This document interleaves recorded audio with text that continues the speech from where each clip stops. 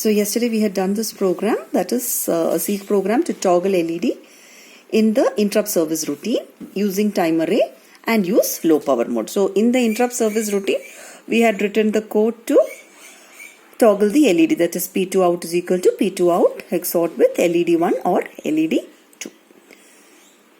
So now we'll do the same thing, same program, but using ALP. So hash include MSP430.h. All these remain the same as we have been doing. LED1 EQU bit 3. What does that do? Bit 3 is defined as just bit 3 is equal to 1. All the other bits are zeros. And that is assigned into LED1. So LED1, if we call LED1 in the program, it will have bit 3 as 1. All the other bits as zeros. Similarly, LED2 EQU bit 4. That is only bit 4 is 1. All the other bits are zeros. Okay, then all the other definitions which we have been doing in using in the normal programming we use, and we start with init, that is where it will go when we reset. At init it will go move.w hash sfe c stack comma sp, that is end of stack. Where will the stack pointer point to? What is the value in the stack pointer? It will point to the end of the RAM. All that we have seen earlier itself.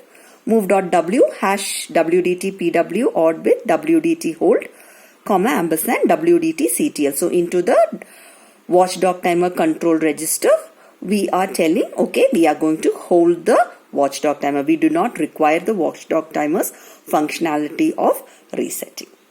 Now we are using P1, okay, the port P1, and move.b hash led2 comma ampersand P1 out. So what goes into P1 out? LED2 means bit 4 is set. Okay. So bit 4 is set. All the other bits are zeros. Now we are going to connect two LEDs.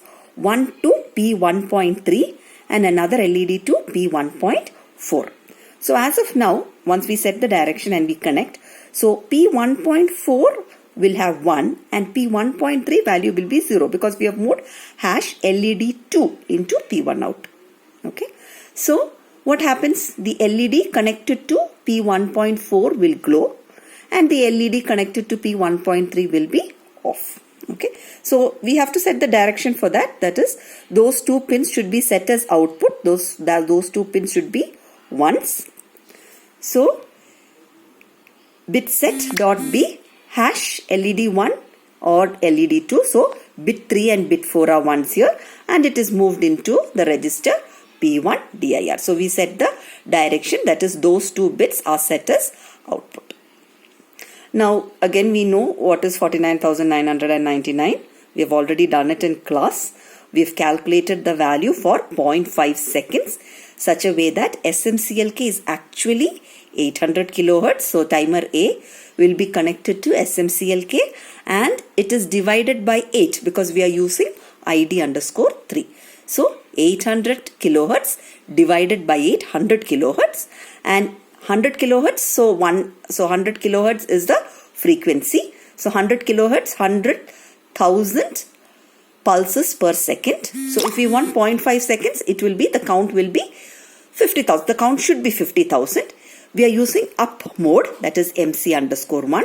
So up mode means it will count to the certain value that is there in TACCR0. Come back to 0 and the flag will be set to go to the interrupt service routine. So if we have the number as 49,999, there will be a plus 1 to come back to, so one more clock pulse to come back to 0 and that will make it 50,000 and we will get a time period of 0.5 seconds. Okay. So then move.w hash CCIE, that is capture compare interrupt enable, and that particular bit is in the TACC TL0 register.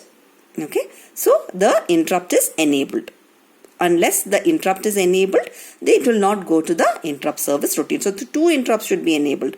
One is the GIE and the second is the its own interrupt enable, that is CCIE. Now we are entering an infinite loop. We are just marking infinite loop. It is like for whenever we have that jump in infinite loop, it will remain in that, like we said for for loop, it will remain in that loop. And bit set hash LPM 0. So we know what is there in LPM 0. In LPM 0, CPU off is 1. All the other 3 bits connected to the low power mode, that is OSC off, SCG0, SCG1 are zeros. So here bit set, which are the bits concerned with LPM 0, and the GIE is set, and where is it? It is in the destination is status register. So it will enter the low power mode and it remains in that infinite loop. Now when will it come out of the infinite loop? Just as in the other case, when we force the interrupt. So in simulation you have to force the interrupt, or normally the timer A, it runs till 49,999, comes back to 1 and the interrupt flag is set. It will go to the interrupt service routine. Okay. So now the interrupt service routine name is TA0_ISR. See here it should be defined. So common int vec, it defines the interrupt vectors, interrupt segment, just as we have other segments for RSEC, that is the relocatable segment for code and the relocatable segment for stack and all those things. Here we define the vectors, that is the interrupt service routines, and org timer A0_vector, that we cannot change, that is defined. DW, we have to write the name of the interrupt service routine. So the name that we have given is TA0_ISR. That name you can put whatever we wish to. So it is defined. And then TA0. So here TA0_ISR, what will it do? It does XOR.B hash LED1 odd with LED2 ampersand P1 out. So what happens? It will XOR LED1, LED2 mean it will toggle LED1 and LED. So in the previous case, P1.4 was 1 and P1.3 was 0. When this particular line of code executes, P1.3 will become 1 and P1.4 will become 0. So the LEDs will toggle, and once that line is executed, RETI, that is return from the interrupt, it goes back into the infinite loop again and remains in the low power mode till the interrupt service routine is called again.